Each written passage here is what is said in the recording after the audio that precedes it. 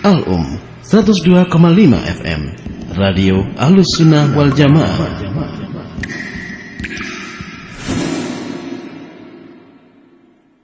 Assalamualaikum warahmatullahi wabarakatuh. Waalaikumsalam warahmatullahi wabarakatuh. Alhamdulillah. Bagaimana Ustaz kabarnya? Alhamdulillah bi khairin. Antum di sana gimana?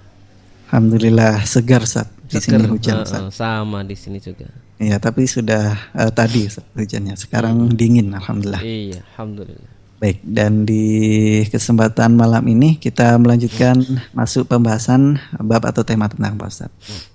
Masuk amal yang ke-6 yaitu birrul walidain insyaallah. Birrul walidain. Baik, dan untuk para pendengar sekali lagi yang ingin mengajukan pertanyaan, tafadhol silakan di 085755946946. Mari kita ikuti bersama kajian langsung bersama Ustaz Muhammad Syarif Ta'ala dalam amal-amal yang paling dicintai oleh Allah Subhanahu wa taala dalam pembahasan birrul walidain. Baik, kepada Ustaz Muhammad Syarif, tafadhol Ustaz. Assalamualaikum warahmatullahi wabarakatuh. Innal hamdalillah nahmaduhu wa nasta'inuhu wa nastaghfiruh wa na'udzu billahi min shururi anfusina wa sayyiati a'malina. May yahdihillahu fala mudilla lahu wa may yudlil fala hadiya lahu. Asyhadu an la ilaha illallah wahdahu la syarika lahu wa asyhadu anna Muhammadan 'abduhu wa rasuluh. Allahumma salli wa sallim ala nabiyyina Muhammadin wa ala alihi wa sahbihi ajma'in. يا أيها الذين آمنوا اتقوا الله حق تقاته ولا تموتن إلا وأنتم مسلمون يا أيها الناس اتقوا ربكم الذي خلقكم من نفس واحدة وخلق منها زوجها وبث منهما رجالا كثيرا ونساء واتقوا الله الذي تساءلون به والأرحام إن الله كان عليكم رقيبا يا أيها الذين آمنوا اتقوا الله وقولوا قولا سديدا يصلح لكم أعمالكم ويغفر لكم ذنوبكم ومن يطع الله ورسوله فقد فاز فوزا عظيما أما بعد فإن أصدق الحديث كتاب الله وخير الهدي هدي محمد صلى الله عليه وعلى آله وسلم وشر الأمور محدثاتها وكل محدثة بدعة وكل بدعة ضلالة وكل ضلالة في النار. Jamaah sekalian yang dimuliakan oleh Allah Subhanahu wa taala, hadirin hadirat, Bapak, Ibu-ibu, rekan-rekan semuanya. Demikian juga para pendengar Radio Al-Um 102,5 FM di mana saja Anda semuanya berada. Alhamdulillah di malam hari ini dengan karunia Allah Subhanahu wa taala, dengan disertai rahmat Allah Subhanahu wa taala yang dicurahkan kepada kita semuanya, baik kita yang ada di sini di Prigen Pandaan, demikian juga para pendengar sekalian yang ada di Malang dan di mana saja, diguyur kita malam hari ini dengan rahmat Allah Subhanahu wa taala, dengan hujan yang itu merupakan bagian dari rizki, bagian dari rahmat yang dicurahkan oleh Allah Subhanahu wa taala, yang kita dianjurkan berdoa dengan doa sayyiban nafi'an, mudah-mudahan menjadi sebuah curahan yang mendatangkan manfaat, dan kita berlindung kepada Allah Subhanahu wa taala dari curahan air hujan yang ternyata di baliknya ada musibah seperti yang terjadi di tempat yang lain di negeri kita ini, yang air hujannya terlalu deras dan tiada henti hingga menimbulkan banjir dan seterusnya. Maka mudah-mudahan Allah Subhanahu wa taala benar-benar memberikan rahmatnya melalui hujan yang Dia turunkan, yang bermanfaat untuk kita semuanya. Dan dengan adanya turunnya rahmat ini pula, ya tentunya di sana ada sisi negatif yang ada di dalamnya, ya seperti jadinya itu sebagai udzur ya bagi jamaah yang hadir ya, yang tidak seperti biasanya. Di samping itu adalah rahmat, tapi ternyata kemudian ada yang menjadikannya sebagai udzur untuk tidak hadir di majelis yang mulia ini. Apalagi sekarang mungkin barangkali ya radio Radio Al-Um Pandaan jangkauannya lebih mulai bertambah luas gitu ya. Mungkin barangkali ada yang berpikir sudah nggak berangkat aja di rumah bisa dengarkan misalkan gitu. Maka kita ingatkan kembali bahwasannya hadir di majelis ilmu berbeda dengan mendengarkan ya, radio, mendengarkan pengajian di rumah ya, di tempat masing-masing. Tidak seperti tatkala seorang hadir di majelis ilmu. Karena hadir di majelis ilmu jamaah sekalian, maka Allah Subhanahu wa taala adalah majelis yang didatangi oleh para malaikat, yang para malaikat mencari majelis-majelis zikir, majelis-majelis ilmu seperti yang kita lakukan ini. Ya, kemudian mereka mendoakan rahmat, mendoakan ampunan, yang mereka membentangkan sayapnya ridha dengan apa yang dilakukan oleh orang-orang yang ada di majelis ilmu, yang ngajar, yang mendengar dan lain sebagainya. Ya, didoakan oleh semut-semut di lubangnya, didoakan oleh ikan-ikan di lautan, di airnya dan seterusnya. Dan itu didapat di majelis ilmu dan bukan di rumah masing-masing ya. Yang di rumah itu memang benar-benar ada uzur syar'i ya, misalkan para pendengar radio Al-Um yang jauh dari Perigen Bandaan ya, kemudian mendengar di rumah masing-masing melalui pesawat radionya. Adapun yang jamaah yang biasa hadir ya, maka tatkala tetap menghadiri, maka itu adalah sebuah nikmat yang Allah Subhanahu wa taala berikan. Dan pada saat ada masyaqqah, tentunya pahalanya lebih besar daripada saat tidak ada masyaqqah. Semakin besar kesulitan, maka semakin besar pahalanya. Maka semakin besar kesulitan, semakin besar pahalanya, semakin sedikit pesertanya. Nah, itu sudah menjadi sunnatullah ya, itu sudah menjadi sunnahnya Allah Subhanahu wa taala. Taib jamaah sekalian yang dimuliakan oleh Allah Subhanahu wa taala. Sekarang kita lanjutkan, namun sebelumnya mudah-mudahan salawat serta salam senantiasa tercurahkan kepada Nabi kita Nabi Muhammad sallallahu alaihi wa ala alihi wasallam, yang kita jadikan sebagai suri tauladan kita, yang kita contoh, kita taati segenap perintahnya, kita contoh segenap perbuatannya, yang dengan meniti jalan Nabi sallallahu alaihi wasallam, dengan meniti sunnah beliau sallallahu alaihi wasallam, maka seluruh amal yang kita kerjakan, yang kita lakukan diterima oleh Allah Subhanahu wa taala menjadi amal yang saleh. Mudah-mudahan Allah Subhanahu wa taala menjadikan kita semuanya termasuk golongan para pengikut Rasulullah sallallahu alaihi wasallam zahiran wa batinan, mengikut beliau, meniti jejak beliau sampai kita bertemu dengan beliau di telaganya. Amin ya rabbal alamin. Jamaah sekalian, maka Allah Subhanahu wa taala, kita lanjutkan malam hari ini kajian kita dari kitab Ahabbul A'mal ilallahi azza wajal, amal yang paling dicintai oleh Allah azza wajal, yang kita sekarang sampai pada poin yang ke-6 insyaallah ya, sadisan.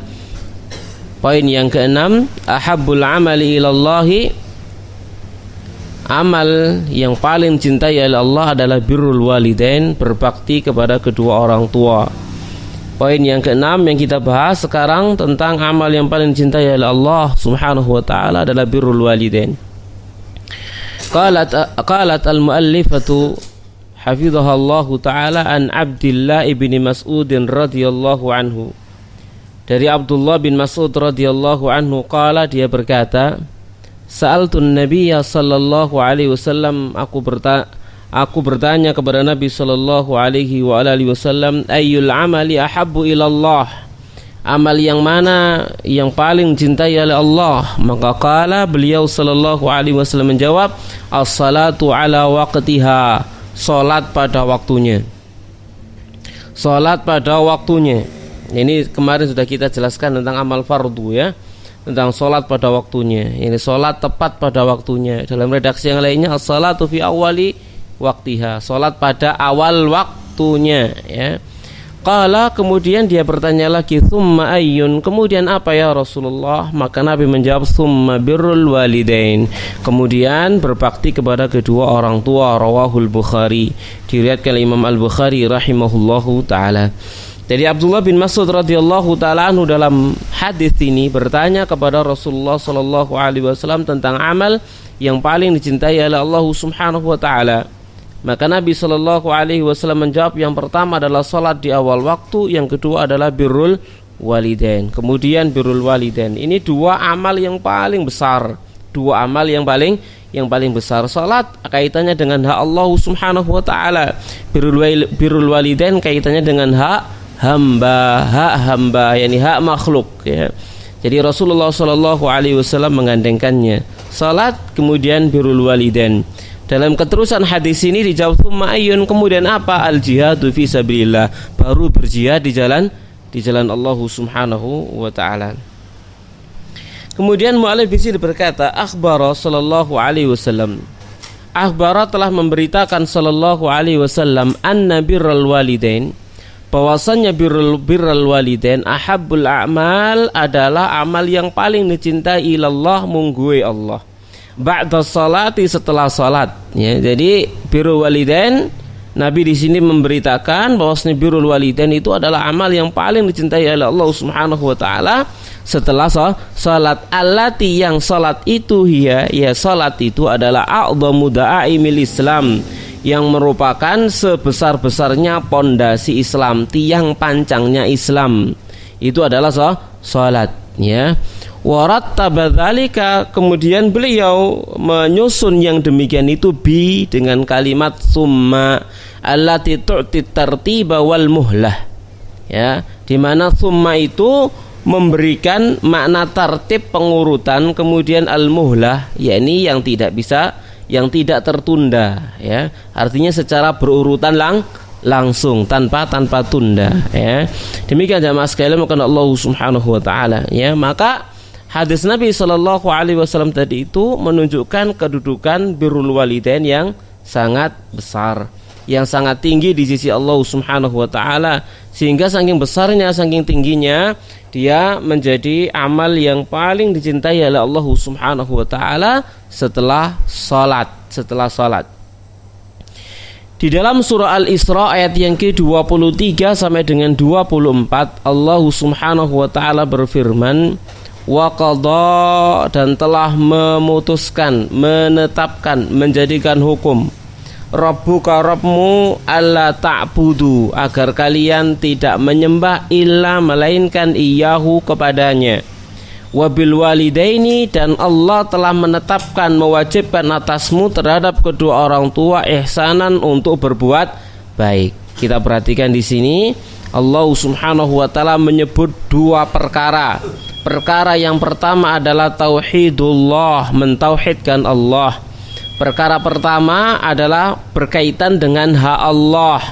Maka hak terbesar yang ditunaikan oleh seorang hamba kaitannya dengan Allah adalah mentauhidkannya, yakni tidak menyembah kecuali hanya kepada Allah, tidak beribadah kecuali hanya kepada Allah. Ini makna la ta'budu illa iya, jangan kalian menyembah kecuali hanya kepadanya, jangan kalian beribadah kecuali hanya kepadanya, ya, hanya kepada Allah Subhanahu wa taala kita beribadah, kita menyembah. Kemudian ternyata setelah tauhid, Allah memberikan wasiat wabil walidaini ihsana, dan terhadap kedua orang tua Allah mewajibkan untuk berbuat baik, ya. Maka tauhid itu adalah hak Allah, ya, yang terbesar. Kemudian birrul walidain itu adalah hak makhluk yang terbesar, ya. Maka dosa terbesar kaitannya dengan hak Allah adalah lawan daripada tauhid. Apa lawan tauhid? Syirik, ya. Dan dosa terbesar kaitannya dengan hak manusia adalah uququl walidain, durhaka kepada kedua orang tua, lawan dari birrul walidain, ya, jamaah sekalian yang dimuliakan oleh Allah Subhanahu wa taala. Imma yablughanna, ya, barangkali sampai indaka di sisimu al-kibara, yakni orang tua itu dalam usia senja, ahaduma, salah satu di antara keduanya, au kilahuma, atau dua-duanya sekaligus ada di sisimu, sampai keduanya dalam usia senja, usia sepuh, usia tua di sisimu. Fala taqul, maka jangan kamu ucapkan lahuma kepada keduanya uffin, uff. Jangan kamu ucapkan kepada keduanya itu uff. Kenapa di sini Rasulullah Shallallahu Alaihi atau Allah Subhanahu Wa Taala mengaitkan jangan mengucapkan uff dengan usia senja? Kenapa? Karena biasanya usia senja itu orang tua itu biasa membuat jengkel anaknya, gitu ya, membuat jengkel anaknya, nggudo nawa anaknya, gitu ya, biasanya gitu ya, tapi tidak semuanya ya, biasanya. Maka fala taqul lahuma uff, maka jangan kamu katakan kepada keduanya itu uff. Artinya di sini anak diperintahkan oleh Allah Subhanahu wa taala untuk bersabar terhadap orang tua yang sudah sepuh ya. Karena semakin sepuh maka di sana akan ada perilaku-perilaku yang kadang itu lucu ya, kadang itu lucu, kadang itu menjengkelkan, kadang itu membuat marah dan lain sebagainya. Kenapa? Karena dengan bertambahnya usia untuk sebagian orang, tidak semuanya, maka di sana berkurang akalnya, semakin berkurang akalnya, gitu ya. Kemudian juga ya semakin berkurang akalnya, lalu semakin berkurang kemampuan menguasai dirinya dan seterusnya. Biasanya seperti itu, tapi tidak semuanya, semuanya. Fala taqul lahuma uff. Lalu berikutnya wala tanharhuma, dan jangan engkau menghardik keduanya. Wa qul lahuma qaulan karima, dan ucapkan kepada keduanya ucapan yang baik, ucapan yang mulia.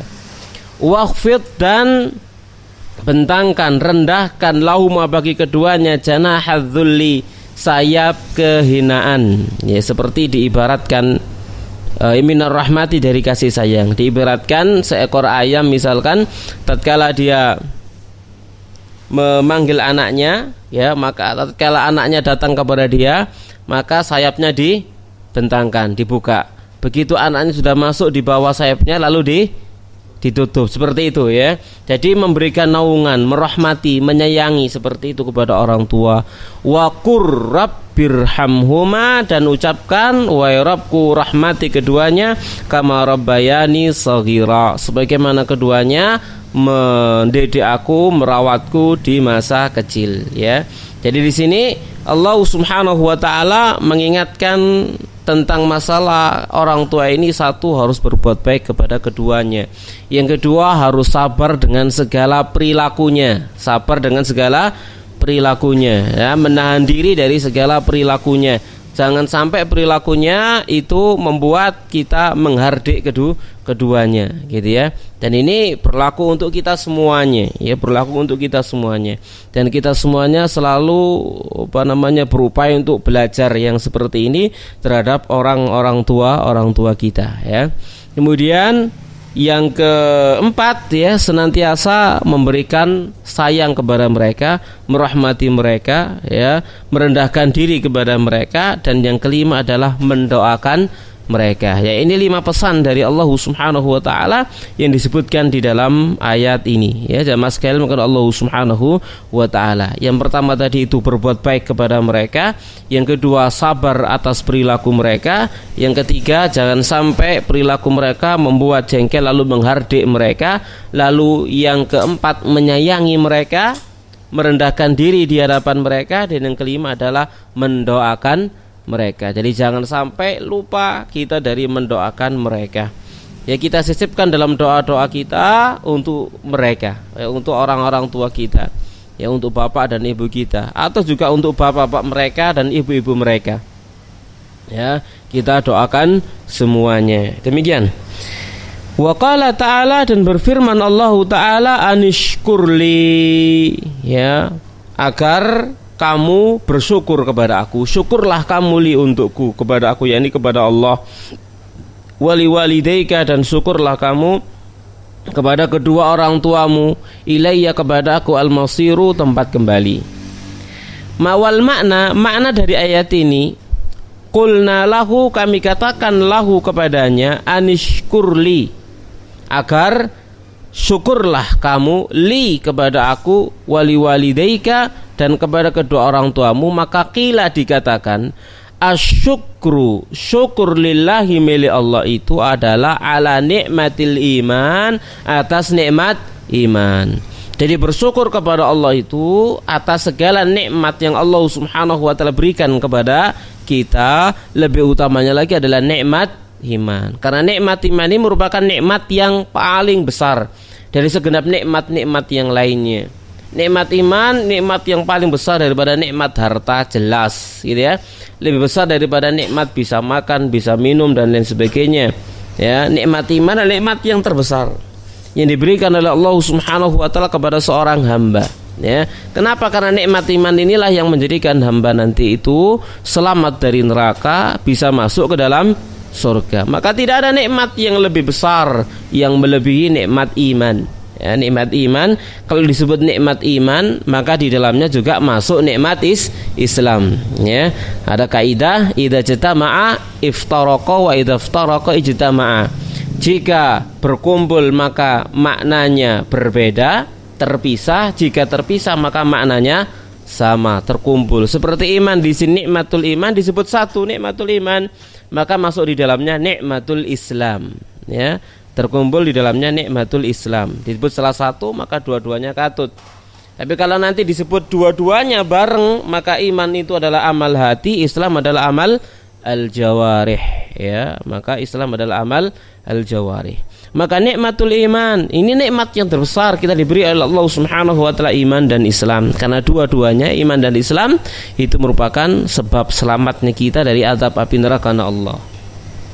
Walil walidain, dan syukur kepada kedua orang tua ala nikmatit tarbiyah, atas nikmat tarbiyah. Ya, atas nikmat tarbiyah.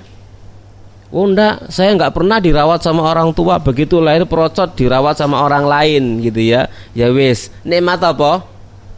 Nikmatul wiladah. Nikmat kelahiran, enggak bisa bayar gitu ya jamaah sekalian. Maka Allah Subhanahu wa taala kata Rasulullah sallallahu alaihi wasallam enggak bisa bayar sekalipun sampai sak ngedenan gitu ya. Tok ngene enggak bisa bayar wis. Ya, sak ngedenan waktu kalau keluar ya. Kalau misalkan enggak mau nikmatut tarbiyah ya wis, nikmat dilahirkan, ini nikmat yang terbesar ya mas sekalian. Maka Allah Subhanahu wa taala. Baik, kita lanjutkan. Qala al-ulama, qala berkata al-ulama'u, para ulama, fa ahaqqun nasi, maka manusia yang paling berhak ba'dal khaliqil mannani, setelah Allah zat yang maha pencipta, lagi zat yang maha memberikan nikmat, memberikan anugerah, al-khaliqil mannan, bisyukri, yang paling berhak dengan syukur, ucapan terima kasih, wal ihsani, dan berpaling berhak untuk diperlakukan dengan baik, wal tizamil birri, yang paling berhak untuk dibakti gitu ya. Napa dibakti ini Bu? Yang paling berhak untuk berbakti kepadanya itu ya. Wa ta'ati lahu, dan yang paling berhak untuk ditaati lahu baginya, wal idhani, dan yang paling berhak untuk tunduk patuh kepadanya, yaitu adalah man, orang korona yang telah mengaitkan, menggandengkan, menyandingkan Allah al-ihsana ilaihi, berbuat baik kepadanya, biibadati, dengan ibadah kepada Allah, dengan peribadatan kepada Allah, wa ta'ati, dan ketaatan kepada Allah, wa syukri, dan syukur kepada Allah. Jadi orang yang paling berhak untuk diperlakukan dengan baik, ditaati, ditunduki, misalkan ya, semacam itu, maka adalah orang yang karenanya Allah Subhanahu wa taala menggandengkan, menyandingkan peribadatan kepada Allah, menyandingkan ketaatan kepada Allah, menyandingkan syukur kepada Allah Subhanahu wa taala. Kita perhatikan ayatnya, anishkurli, kepada siapa? Allah, wali walidek, dan kepada kedua orang tuamu. Syukur kepada Allah gandeng dengan syukur kepada dua orang tua. Maka orang yang paling berhak disyukuri adalah orang tua ya, adalah orang tua. Jamaah sekalian, maka Allah Subhanahu wa taala. Yang pertama tadi, wa qada rabbuka alla ta'budu illa iyyah wa bil walidaini ihsana. Allah menggandengkan antara ibadah kepada Allah dengan ihsanul walidain, dengan berbuat baik kepada orang tua. Jadi digandengkan sama Allah Subhanahu wa taala. Wa humal walidani, maka keduanya, yakni orang yang paling berat disyukuri, orang yang paling berat ditaati, orang yang paling berat diperlakukan dengan baik, itu adalah dua orang tua. Demikian jamaah sekalian, maka Allah Subhanahu wa taala. Yang berikutnya, wa minal birri bil walidain, dan termasuk bentuk berbakti kepada kedua orang tua adalah al-ayyuqabilahuma, yaitu menemui keduanya, menyambut keduanya, bil qaulil mausufi bil karamah, dengan ucapan yang disifati dengan kemuliaan. Jadi menyambut orang tua, berbicara dengan orang tua dengan pembicaraan yang disifati dengan pemuliaan. Kalau orang Jawa, yo ambek boso. Nah, ini ucapan yang disifati dengan kemuliaan. Kalau orang Jawa, ini sudah kalau enggak boso berarti di sana enggak ada kemuliaan kepada orang tuanya, gitu ya. Maka di sana ayyuqabilahuma bil qaulil mausufi bil karamah. Jadi menyambut keduanya dengan ucapan yang disifati dalamnya dengan karamah. Maka yang semacam ini dikembalikan kepada uruf, kebiasaan. Nah, kalau kebiasaan orang Jawa ada perbedaan, ono nguku, ono kromo, gitu ya. Ono nguku, ono kromo orang Jawa. Maka itu masuk di sana, gitu ya. Maka bentuk birrul walidain anak kepada orang tua di Jawa, anak boso nang wong tua, itu bentuk birrul walidain, gitu ya. Enggak sakarpe dhewe ngomong kayak ngomong ambek nang kancane, ya. Ini ya tidak termasuk birrul walidain. Ya, jamaah sekalian, Allah Subhanahu wa taala. Ya, kalau di dalam bahasa lain misalkan enggak ada istilah perbedaan kepada orang tua, ya, bicara kepada yang lebih tua dan yang tidak, ya tidak ada masalah, gitu ya. Tapi kalau di Jawa kan ada perbedaannya, ada tata krama berbicara, maka itu selayaknya untuk dilakukan. Kayak nopo Ustaz ket alit mboten nanti diajari basa, saiki wis ngaji ya belajar basa kan, gitu ya. Saiki wis ngaji ya belajar basa, gitu ya. Dari dulu sejak kecil berbicara sama orang tuanya misalkan ngoko, gitu ya. Ya ngoko. Maka kalau sudah besar, sudah ngaji dan seterusnya, dan tahu uruf kebiasaan orang Jawa itu seperti itu, maka ya belajar kemudian boso sama orang tua, ya, boso sama orang tua. Demikian jamaah sekalian, Allah Subhanahu wa taala. Ya mungkin awalnya rada ya rada kikuk, ya, gak tahu basa iki mulai ngaji kok mari basa napa nak, gitu ya. Kikuk, tapi itulah bagian dari pengamalan ilmu, ya, bagian dari pengamalan ilmu. Maka al-qaul al-mausufi bil karamah, ucapan yang disifati dengan kemuliaan, wa huwa salim an kulli aibin, yaitu yang selamat dari setiap cacat. Selamat dari setiap cacat. Ya. Nah, baik. Selamat dari setiap cacat. Ya, cacat jamaah sekalian yang dimuliakan Allah Subhanahu wa taala, ya bisa dipandang misalkan secara uruf bisa, kemudian juga orang yang mendengar, gitu ya. Bapak sampai anak ngomong, gitu ya. Menurut keduanya bapak sama anak ini biasa aja, gak ada masalah, gitu ya. Tapi wong krungu iki ono anak ngomong ambek wong tuane kayak ngomong mbek kancane, ya berarti di sana ada aib, enggak boleh berarti. Ya di sana itu ada aib, ya di sana, ya. Maka itu kembali kepada kebiasaan uruf, ya. Demikian jamaah sekalian, Allah Subhanahu wa taala. Kita lanjutkan. Berkata muallif, wa qad qala sallallahu alaihi wasallam, dan sungguh telah bersabda alaihi salatu wassalam, raghima anfun thumma raghima anfu. Ya, kalau dulu kita diterjemahkan itu bahasa raghima growong apane anfu ya apa anfu irung gitu ya. Growong irungi, marungono growong irungi, marungono growong irungi gitu ya. Jadi celaka seseorang maksudnya. Celaka seseorang maksudnya seperti itu ya. Qila dikatakan man, siapa ya Rasulullah? Siapa Rasulullah orang-orang yang celaka itu sampai 3 kali? Maka Nabi menjawab man adraka, man orang adraka yang mendapati abawaihi kedua bapaknya ya, kedua orang tuanya. Indal kibari di masa lanjut. Ahadahuma salah satu di antara keduanya, au kilaihima atau kedua-duanya, falam yadkhulil jannah lalu dia tidak masuk surga. Ini celaka orang yang dia menangi ya. Cilaka wong sing menangi. Menangi apa? Menangi wong tuane karo utawa salah sawijine. Jadi celaka dia. Tatkala dia mendapati kedua orang tuanya atau salah satu di antara keduanya, ternyata dia nggak masuk surga, berarti dia celaka, gitu ya. Maka hadis ini memberikan isyarat kepada kita bahwasanya kedua orang tua itu merupakan kunci surga, gitu ya. Dua orang tua ini merupakan kunci surga. Orang yang tidak menyia-nyiakan keduanya maka mesti masuk surga. Tapi kalau ini dia mendapati dua orang tuanya sudah sepuh di sisinya, ternyata dia nggak masuk surga, berarti dia sia-siakan kuncinya, dibuang tuh kunci, sehingga dia nggak masuk surga. Ya dia membuangnya, gitu ya. Artinya apa? Dia tidak berbakti kepada kedua orang tuanya. Ya, mas sekalian maka Allah Subhanahu wa taala sehingga dia tidak masuk surga.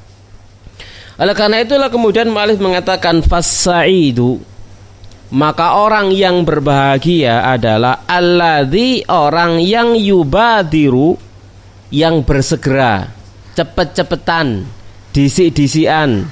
Dalam hal apa? Irtinama fursati birrihima, ya, yaitu memanfaatkan kesempatan berbakti kepada kedua orang tuanya. Ini orang yang berbahagia. Jadi orang yang berbahagia itu adalah orang yang benar-benar dia cepat-cepatan bersegera memanfaatkan kesempatan yang Allah Subhanahu wa taala berikan kepada dia dengan berbakti kepada kedua orang tua. Cepat-cepatan. Kenapa? Karena orang-orang manusia itu punya batasan ajal, enggak hidup sama dia terus-menerus gitu. Maka dia bersegera, tidak berlambat-lambat dengan orang tuanya, gitu ya. Dia berbakti kepada keduanya, itu kesempatan emas, kesempatan besar untuk meraih pahala yang besar, untuk mendapatkan surganya Allah Subhanahu wa taala. Li alla tafutuhu bimautihima, agar dia tidak sampai kehilangan kesempatan tersebut dengan kematian ajal keduanya. Jangan sampai ketututan maut. Kalau sudah kalau sudah ketututan maut, fayandamu ala dzalik, maka dia akan menyesal atas yang demikian. Dia akan menyesalinya. Ya, kalau dia sudah kehilangan kesempatan tersebut, ya, dia akan menyesal. Jadi selama ini tidak pernah berbakti, begitu mati nangis gero-gero. Ya, selama ini lapo ae kan gitu ya. Ya, fayandam ala dzalik, maka dia akan menyesal atas demikian. Ini adalah orang yang paling berbahagia, diberikan kesempatan berbakti kepada kedua orang tua, lalu dia memanfaatkan kesempatan tersebut, dia tidak mau menyia-nyiakannya. Wasyaqiyu, dan orang yang sengsara, orang yang susah, syaqi, man aqahuma, orang yang durhaka kepada kedua orang tuanya. La siyama, terutama man orang balaghahul amru, yang telah sampai kepada dia al-amru, perintah, bibirrihima, dengan berbakti kepada kedua orang tuanya. Ini orang yang paling susah, yang paling sengsara. Ya, ini orang yang durhaka kepada kedua orang tua. Orang yang paling berbahagia adalah orang yang bisa berbakti kepada kedua orang tuanya. Yang paling susah, sengsara nantinya adalah orang yang durhaka kepada kedua orang tuanya. Kita lanjutkan. Wa minal birri bihima, Dan termasuk berbakti kepada kedua orang tua adalah an la yanharahuma, yaitu tidak menghardik keduanya. Bal yukhatibuhuma, bahkan dia berbicara dengan keduanya bil qaulil linil latifi, dengan ucapan yang lemah lembut. Ya, berbicara dengan orang tua dengan ucapan yang lemah lembut, mithlu au mithli, seperti ya abatahu. Ini bahasa Arab ya. Ya abatahu, wahai bapakku. Wahai bapakku. Lek wong Jawa ya napa? Uruf berlaku, kebiasaan berlaku, ya, kebiasaan berlaku. Pak, ayah, bi, papa, no, pak sama deh. Romo lah koyo Romo aja digawe Romo wisan wis. Kenapa? Karena sudah menjadi istilah untuk pandito. Sama deh.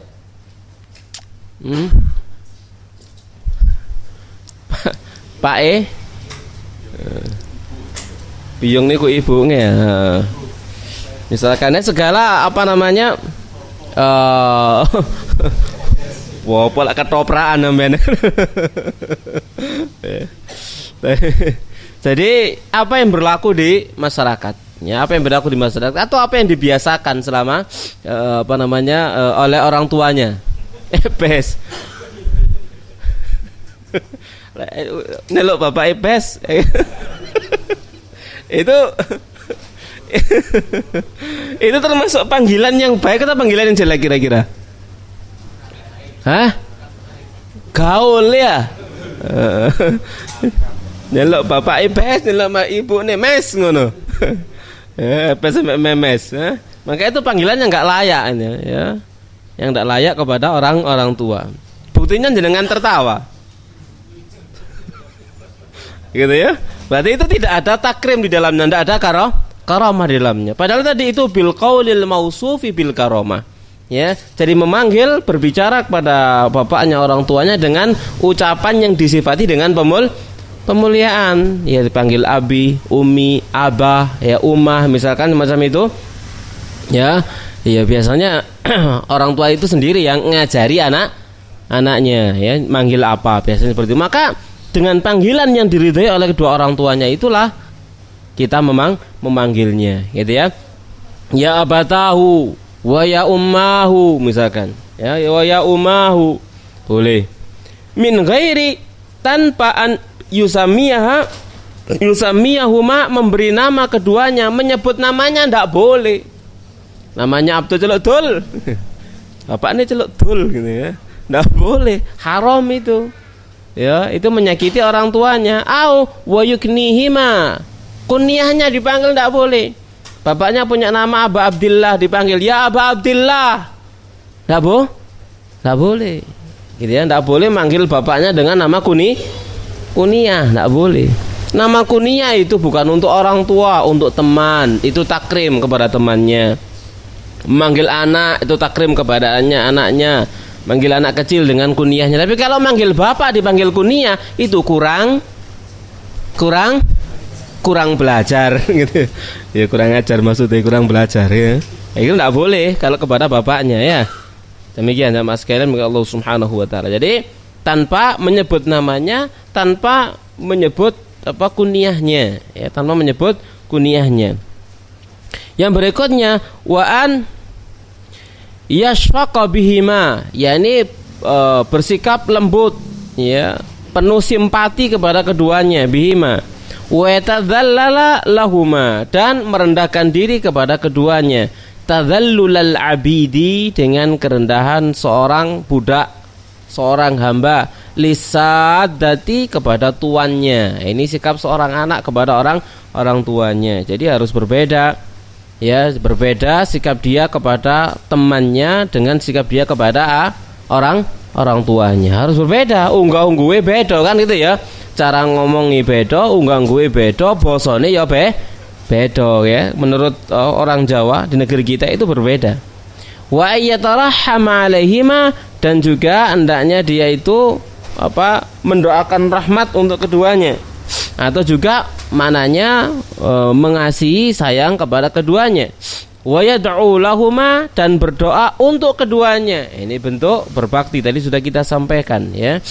Wa an yarhamahuma kama rahamahu, dan menyayangi keduanya sebagaimana keduanya menyayanginya. Wa yarfaqa bihima, dan agar dia itu sama tadi itu maknanya adalah berlemah lembut sayang kepada keduanya, kama rafaqa bi, sebagaimana keduanya sayang terhadapnya. Demikian jamaah sekalian, maka Allah Subhanahu wa taala ini termasuk bentuk berbakti kepada dua orang tua. Walakin akan tetapi kita perhatikan ta'atul walidain ya, ta'atul walidain, ketaatan kepada kedua orang tuanya itu la turai, itu tidak mengharuskan fi rukubi kabiratin, di dalam melakukan dosa besar. Tidak boleh ya, tidak boleh taat kepada orang tua dalam maksiat ya. La ta'ata fi li makhlukin fi maksiatil khaliq, kan gitu ya. Tidak ada ketaatan ya untuk makhluk dalam bermaksiat kepada al-khaliq ya. Jadi tidak boleh. Ketaatan kepada dua orang tua tidak boleh sampai melakukan perbuatan maksiat. Wala fi tarki faridatin 'alal a'yan, dan juga tidak boleh dalam meninggalkan fardu ain.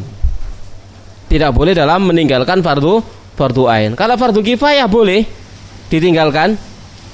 Boleh enggak? Boleh. Kenapa? Karena taat kepada orang tua fardu ain. Fardu kifayah boleh ditinggalkan gitu ya. Seperti jamaah sekalian, kalau Allah Subhanahu wa taala kita perhatikan di di print-printan yang sudah di-print tadi itu, jamaah sekalian yang dimuliakan Allah Subhanahu wa taala, beberapa hadis ya yang kita sebutkan di sana yang memberikan akan fadilah keutamaan birrul walidain. Yang pertama, keutamaan daripada birrul walidain di situ jamaah sekalian kalau Allah Subhanahu wa taala, birrul walidain merupakan penyebab datangnya pertolongan dari sisi Allah Subhanahu wa taala. Penyebab datangnya pertolongan dari sisi Allah Subhanahu wa taala. Birrul walidain termasuk amal yang agung, yang besar, yang bisa kita gunakan untuk wasilah tawassul dengannya di saat mendapatkan kesulitan. Seperti kisah 3 orang yang terjebak di dalam gua, yang pintu gua tertutup sebuah batu besar, longsor, hujan, dia masuk ke gua, ternyata yang di atasnya longsor, di depan pintunya tertutup oleh batu besar sehingga dia tidak bisa keluar. 3 orang ini. Lalu salah satu di antara ketiga orang itu mengatakan, ayo kita sekarang sebut untuk Allah satu amal yang kita anggap amal ini besar nilainya, yang kemudian dengannya kita berdoa kepada Allah agar Allah Subhanahu wa taala menyingkirkan batu dari pintu gua ini agar kita bisa melihat langit. Maka mereka sepakat melakukannya. Maka orang yang pertama dia berkata, ya Allah, aku punya 2 orang tua yang sudah senja usianya. Aku juga punya anak-anak kecil, punya anak istri. Aku adalah penggembala kambing untuk mereka. Aku berangkat pagi, pulang sore. Satu ketika aku terlambat pulang. Ya, satu ketika aku terlambat pulang, yang biasanya aku tatkala pulang langsung memerah susu kambing, ku berikan kepada kedua orang tuaku. Ternyata aku terlambat pulang, ku dapati orang tuaku sudah tidur. Lalu aku pun merah susu kambing sebagaimana biasa. Aku ke tempat tidur mereka, tidak mau membangunkan mereka. Ku siapkan, ku pegang susu tadi itu di tanganku sampai subuh, sampai keduanya terjaga, baru aku memberi minum keduanya. Padahal saat itu anak-anakku kelaparan, kehausan, minta minum, nggak tak kasih sebelum orang tuaku, kan gitu ya. Maka ya Allah, jika Engkau mengetahui apa yang ku kerjakan ini adalah mencari wajah-Mu, maka berikanlah jalan keluar kepada kami, berikan celah untuk kami agar kami bisa melihat ke langit. Lalu terbukalah pintu goa tersebut. Batu itu bergeser dengan kehendak Allah Subhanahu wa taala. Jadi birrul walidain adalah amal yang besar yang dengannya bisa menjadi wasilah, sarana ya kita berdoa dengannya, tawasul dengannya ya agar mendapatkan pertolongan dari sisi Allah Subhanahu wa taala. Yang berikutnya, jamaah sekalian Allah Subhanahu wa taala, kita perhatikan yaitu bahwasanya birrul walidain, jamaah sekalian maka Allah Subhanahu wa taala kayak ane kak podo nggih. Ya wis. Birrul walidain itu merupakan amal yang kedudukannya lebih tinggi daripada berjihad di jalan Allah Subhanahu wa taala. Bahkan pada kedua orang tua di sana ada jihad. Seperti hadis riwayat Muslim, ada seorang laki-laki datang kepada Nabi, dia minta izin untuk berjihad. Lalu Nabi berkata, "Hayyun walidak, apakah dua orang tamu masih hidup?" Dia menjawab, "Na'am, iya." Maka Nabi menjawab, "Fafihima fajahid." Maka pada keduanya berjihadlah kamu. Nah, kita perhatikan di sini ya jamaah sekalian Allah Subhanahu wa taala. Pada keduanya berjihadlah kamu. Nah, juga ada hadis yang lainnya yang semacam semisal dengan itu ya, silakan dibaca sendiri di perintilan tadi itu ya. Baik. Demikian juga datang orang kepada Nabi sallallahu alaihi wasallam ya, hadis yang nomor 836 itu. Ya, ada seorang laki-laki datang kepada Rasulullah, lalu dia berkata, "Saya membaiatmu untuk hijrah dan jihad demi mencari pahala Allah." Nabi bertanya, "Apakah ada salah satu di antara dua orang tamu yang masih hidup?" Maka dia menjawab, "Na'am, iya, bal kilahuma, bahkan dua-duanya masih hidup ya Rasulullah." Lalu Nabi mengatakan, "Fatabtagil ajra minallah, lalu kamu berharap pahala dari sisi Allah?" "Iya." "Na'am, qala farji ila walidak." Ya wis, kamu cari pahala, pulang kamu ke kedua orang tuamu. Fa ahsin suhbatahuma, perbagusilah pertemanan dengan keduanya. Itu ya. Kamu cari pahala, iya. Lek cari mati, berangkat ke jihad. Lek kalau peganjaran, orang tuamu di sana berjihadlah dengan orang tuamu. Seperti itu ya jamaah sekalian, maka Allah Subhanahu wa taala gitu ya. Tapi ini adalah jihad fardu kifayah, bukan fardu ain. Kalau fardu kifayah di sana wajib izin orang tua. Kalau fardu ain enggak ada izin. Wong omah wis diserang kok lerene izin. Ya. Ya, omah diserang musuh gak ada izin, langsung ngadepi musuh gak ada izin gitu ya. Gak ada izin. Kalau itu fardunya fardu ain gitu ya. Seperti misalkan kota kita ini diserang oleh musuh misalkan, ya sudah fardu ain bagi setiap muslim di dalamnya untuk membela negeri ini. Fardu ain hukumnya. Yang seperti itu tidak perlu izin. Cukup minta restu.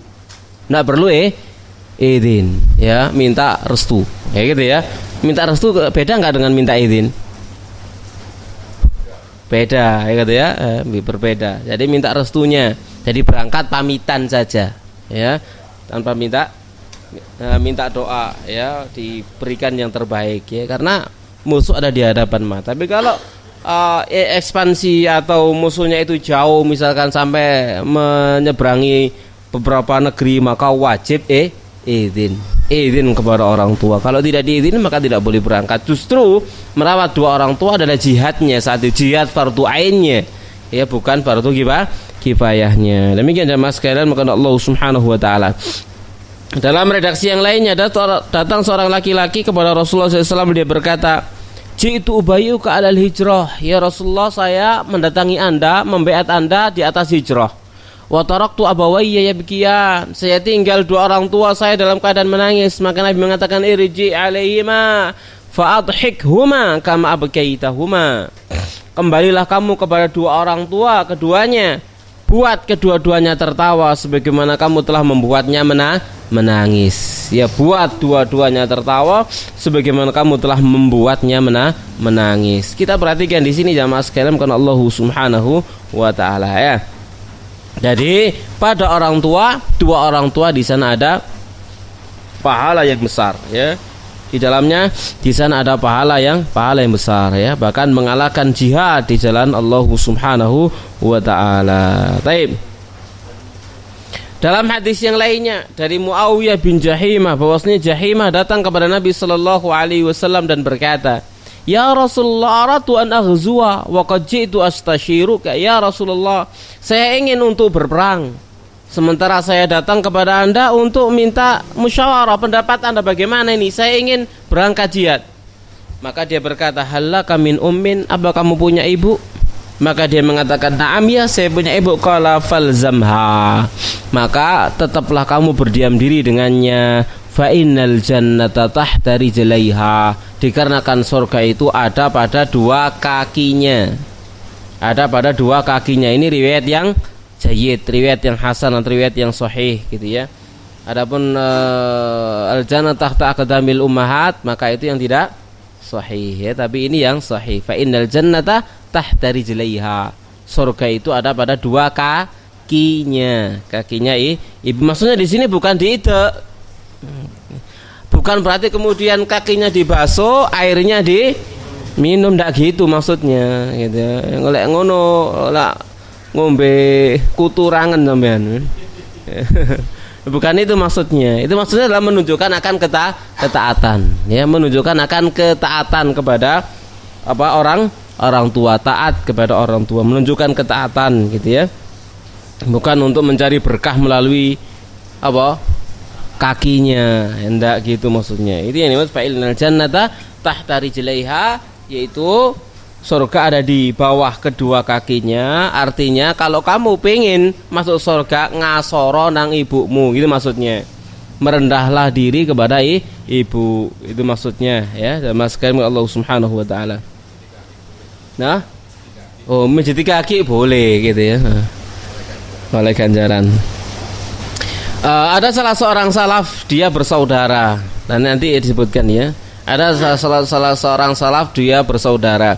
Yang satu dia sholat malam semalam suntuk, yang satu mijeti ibunya semalam suntuk. Yang mijeti ibunya semalam suntuk lebih berbangga dengan yang sholat malam gitu ya. Ganjarannya luwih gede ya. Ada salaf seperti itu. Jadi aku lebih suka ya dengan kakinya ibuku daripada sholat semalam suntuk. Baik. Sama sekali Allah Subhanahu wa taala. Nah, ini juga sampai ada kisah, ada seorang yang dia itu diminta oleh orang ibunya untuk nikah, gak gelem nikah. Temen akhirnya mau nikah. Dung-dunge wis nikah digongkon pegaten ngono. Gitu ya. Mangga nikah digongkon nikah, wis nikah digongkon megat. Gitu. Akhirnya dia konsultasi sama Abu Darda. Ya apa niki? Jadi Abu Darda gak jawab. Ya pegaten, ya gak jawab, ya ojo dipegat, tapi jawab dengan hadis al-walid awsatu abwabil jannah. Orang tua itu adalah pintu surga yang paling tengah, yang paling tinggi. Fa'adi dzalikal bab aw fadhu. Sia-siakan pintu itu atau jaga. Arti sak karepmu wis, milio sak karepmu gitu. Gak wani bukan gak memberikan jawaban gitu ya. Dengan jawaban seperti ini. Baik jamaah sekalian Allah Subhanahu wa taala ya.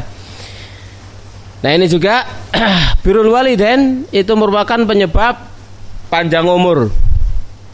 Kita perhatikan dalam hadis Anas bin Malik radhiyallahu taala anhu, Nabi SAW pernah bersabda, hadisun hasan, man sarrahu an yumadda lahu fi umrih. Siapa yang senang umurnya dipanjangkan, wa yuzada fi rizqih, rezekinya ditambahi.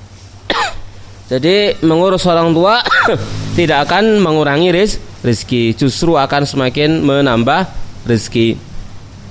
Fal yabarra walidayh, maka hendaknya dia berbakti pada dua orang tuanya, wal yasil rahimahu, dan menyambung tali rahimnya. Jadi berbakti pada dua orang tua itu akan menyebabkan umur yang panjang, rezeki yang ditambah oleh Allah Subhanahu wa taala. Jangan sampai ada di antara manusia itu merasa berat, terbebani dengan adanya orang tua di rumahnya. Gitu ya. Jangan sampai merasa berat. ya. Atau juga misalkan podo ngalah gak gelem maksudnya. Ya, melok apa sing barap masrano nang adik ini mana masrano nang adik ini mana masrano nang adik ini mana, ya. Yang seharusnya di situ jamaah sekalian, maka Allah Subhanahu wa taala seharusnya masing-masing itu senang, bahagia kalau orang tuanya itu ada di rumahnya, ikut dengan dia, bukan malah gontok-gontokan, pasrah-masrah nonang dulur-dulur iku dunia rebutan, duduk malah nyalah no gitu ya. Itu kekeliruan ya jamaah sekalian, you know? Apa mana ditekek di panti jompo, waliyadzubillah, itu durhaka pada dua orang tua, waliyadzubillah, ya. Jadi seperti itu ya. Jadi yang satu misalkan alasan sibuk gitu ya, yang satu alasan istrinya nggak mau ngerawat. Kalau ada istri nggak mau merawat orang tua, ya cari istri yang lain yang mau merawat orang tuanya gitu ya. Jadi itu kewajibannya jamaah sekalian, bukan Allah Subhanahu wa taala. Gara-gara istrinya nggak mau ke tempatan mertuanya gitu ya, akhirnya dia lebih memilih istrinya daripada orang tuanya. Ya lebih memilih orang tua daripada istrinya. Demikian jamaah sekalian, innakan oleh Allah Subhanahu wa taala. Baik. Jamaah sekalian, karena Allah Subhanahu wa taala, kita lanjutkan. Yang berikutnya ada lagi, yaitu sudah kita sebutkan ya. Nah ini yang terakhir, hadis dari Malik bin Amr al-Qushairi radhiyallahu anhu. Dia pernah mendengar Rasulullah sallallahu alaihi wasallam bersabda, "Man a'taqa raqabatan muslimatan fayya fida'uhu minan nar." Siapa yang membebaskan satu budak muslim, maka itu merupakan tebusan dia dari api neraka. Wa man adraka ahada walidayhi, dan siapa yang mendapati salah satu di antara kedua orang tuanya, tsumma lam yufarlah, kemudian dia tidak diampuni, fa ba'adahullah, maka mudah-mudahan Allah menjauhkannya dari rahmatnya. Maka bakti pada orang tua merupakan sebab datangnya rahmat Allah. Durhaka kepada orang tua merupakan sebab jauhnya rahmat Allah Subhanahu wa taala. Demikian jemaah sekalian, maka Allah Subhanahu wa taala. Dan banyak sekali kisah-kisah salaf yang berkaitan dengan masalah ini ya, tentang berbakti pada dua orang tua. Dulu kita pernah membahas dalam Syarah Sulamut Taufik 2 kali pembahasan. Pembahasan yang pertama itu tentang akhlak-akhlak yang terpuji, yaitu diantaranya adalah birrul walidain. Lalu pembahasan yang kedua tentang maksiat badan, durhaka pada dua orang tua. 2 kali kita membahas masalah ini, dan juga kita juga menyampaikan beberapa kisah ya pada saat itu tentang orang tua ya.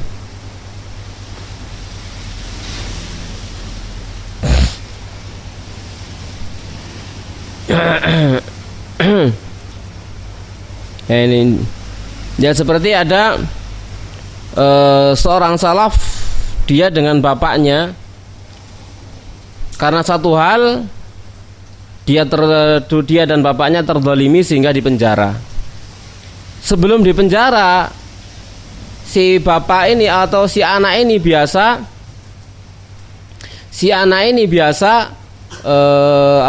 tidak tidur atau biasa menyiapkan air hangat untuk wudhunya bapaknya di waktu subuh. Ya, menyiapkan air hangat untuk wudhu bapaknya di waktu subuh. Ya, menyiapkan di waktu subuh. Tatkala di penjara tidak bisa, maka apa yang dia lakukan sama sekali bukan Allah Subhanahu wa taala.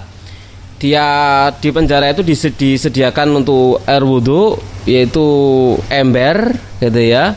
Maka ember itu sama dia ditaruh di atasnya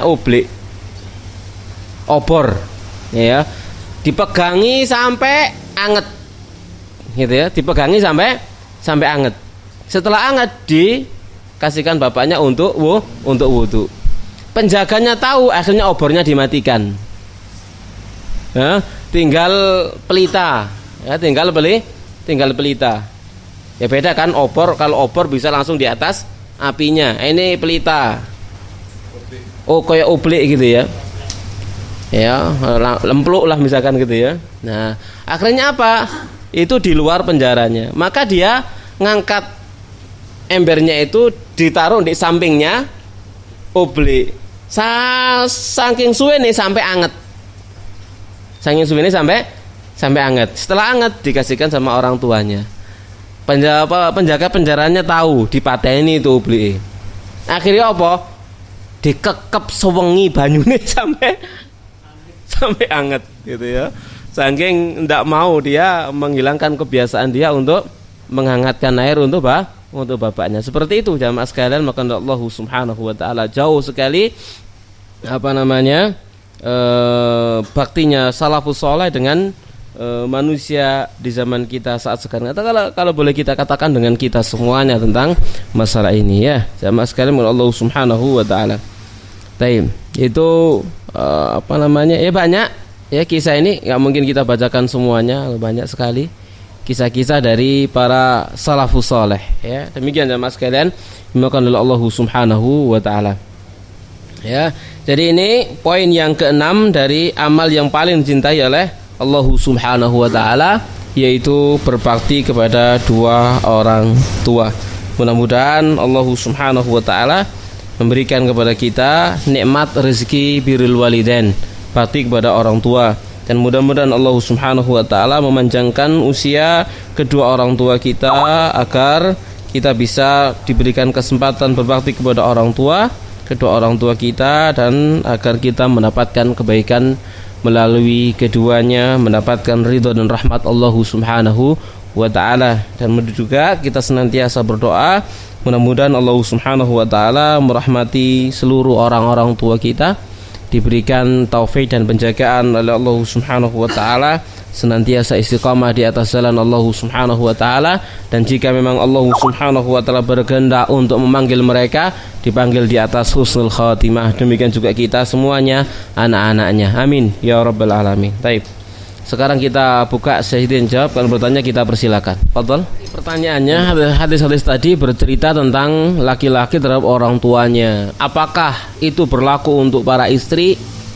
Maka untuk wanita itu sudah berbeda.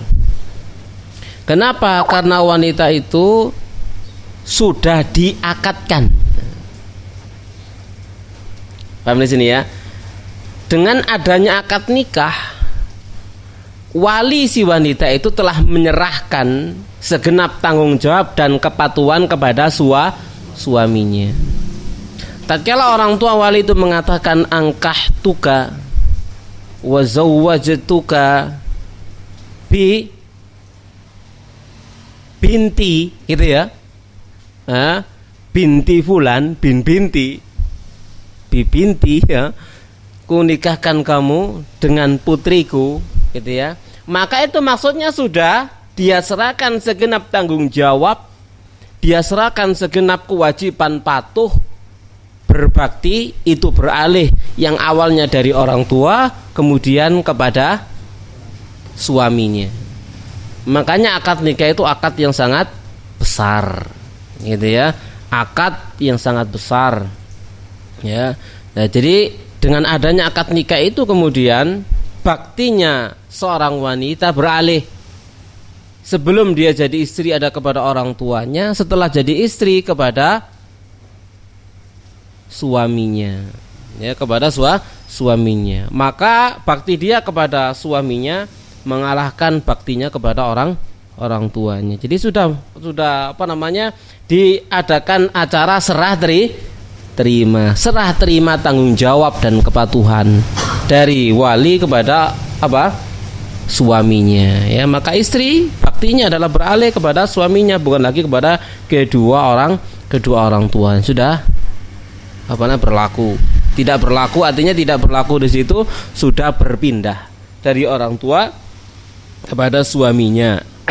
Oleh karena itulah hadis yang Rasulullah SAW mengatakan wanita mana saja yang dia sholat 5 waktunya, puasa Ramadannya, menjaga kemaluannya. Lalu apa? Wa ata'at ba'laha ay zaujaha. Dia taat kepada suaminya. Qila la udkhilil jannah min ayyi abwabil jannati syi'ti. Dikatakan kepada dia, masuklah kamu ke dalam surga dari pintu mana saja yang kamu kehendaki. Seperti itu. Jadi sudah bukan lagi kepada orang tua. Itu kewajiban, artinya mana yang harus didahulukan tatkala dihadapkan dalam dua pilihan, suami atau orang tua, kewajiban dia adalah bakti sama suami. Paham di sini insyaallah ya? Baik. Pertanyaannya, apakah ada istilah dalam Islam itu kalau kita bakti sama orang tua maka anak kita bakti sama kita, kalau kita durhaka pada orang tua maka anak kita akan durhaka kepada kita? Apakah ada istilah semacam itu? Maka kita katakan kenyataannya seperti itu. Kenyataannya seperti itu. Ya. Jadi al jazaa'u min jinsil amal, balasan dari jenis amal yang dia kerjakan. Dan durhaka pada dua orang tua itu termasuk amal yang balasannya kontan. Sebagaimana bakti sama orang tua juga termasuk amalan yang balasannya kontan, disegerakan di dunia. Di dunia disegerakan kebaikannya, atau di dunia juga disegerakan hukumannya. Dan kisahnya banyak yang seperti itu. Ya, seperti dulu juga waktu kita membahas durhaka pada orang tua, kita contohkan seorang anak yang dia itu mengikat leher bapaknya lalu dicambuki di pasar, gitu ya. Siapa ini? Ditanya sama orang-orang, siapa ini? Ojo melok-melok menengoai, iki bapakku.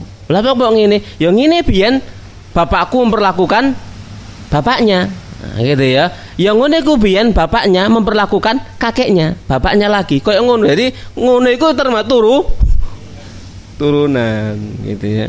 Jadi ada lagi yang lain, yaitu bapak disembelih sama anaknya. Bapak disembelih sama anaknya, gitu ya. Maka bapaknya pasrah tatkala mau dibunuh sama anaknya itu, kemudian dia mengatakan, di batu ini pula aku dulu pernah membunuh kakekmu. Gitu ya. Jadi dibalas kontan dunia. Itu banyak sekali jamaah sekalian kepada Allah Subhanahu wa taala. Ada lagi kisah seorang ibu yang dia punya 8 orang anak. Ya, dia datang kepada yang pertama ditolak, disuruh datang kepada yang kedua, datang kepada anak yang kedua ditolak, suruh datang kepada yang ketiga, dan yang ketiga ditolak, datang keempat, kelima, sampai 8-8-nya enggak mau kanggonan.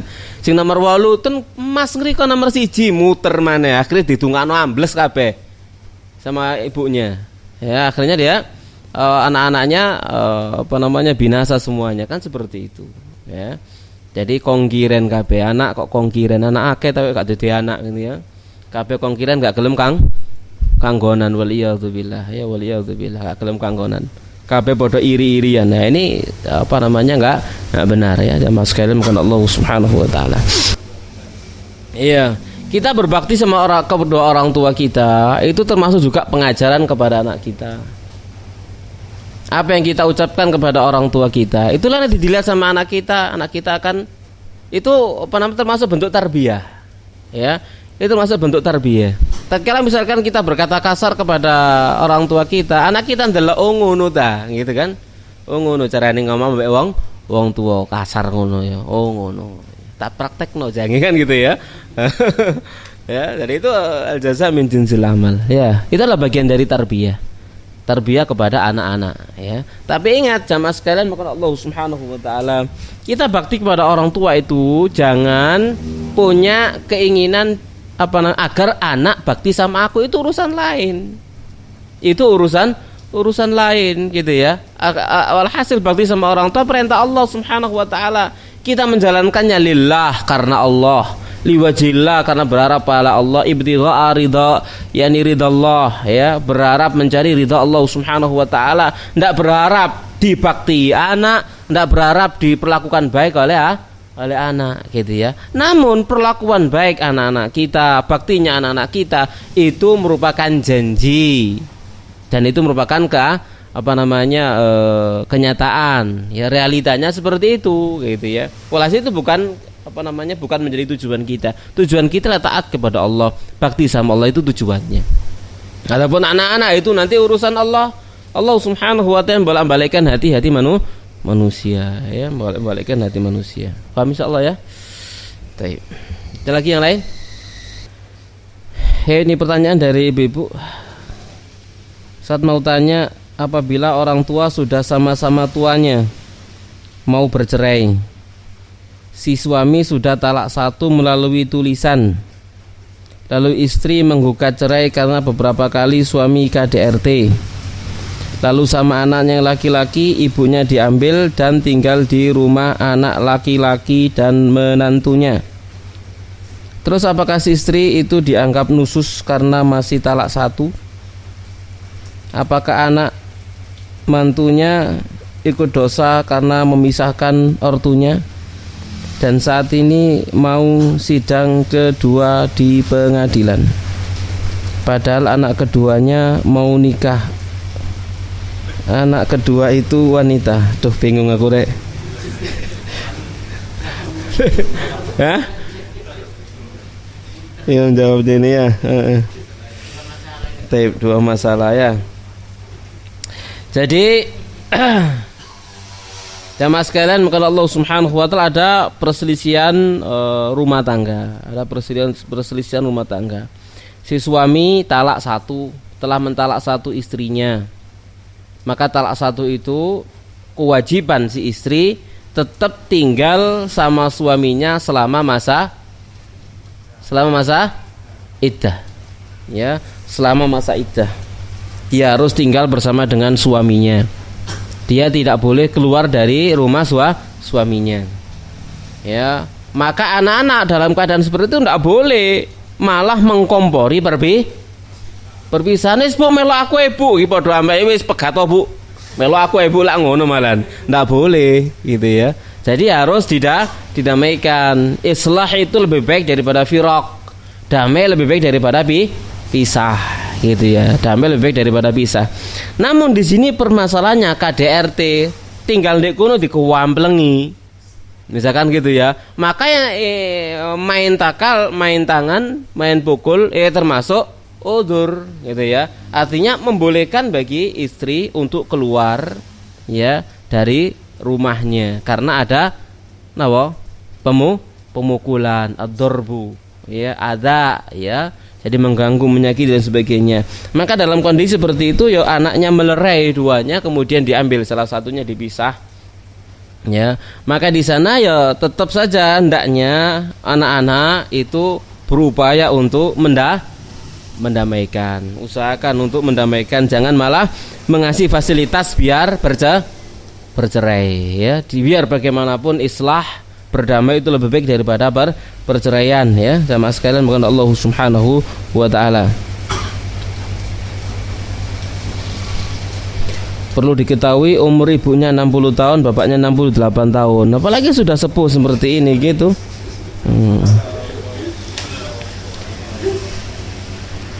Ya. Ya, maka anak-anak berupaya untuk menamaikan kedua orang tuanya, ya. Dalam keadaan yang semacam itu ya tidak harus misalkan apalagi sudah usia sepuh 68, 60 misalkan gitu ya. Berbagai macam kebutuhan itu sudah mulai berkurang misalkan. Artinya kebutuhan misalnya enggak ada masalah misalkan si bapak ikut anak yang ini, si ibu ikut yang sini misalkan semacam itu untuk mendamaikan, ya.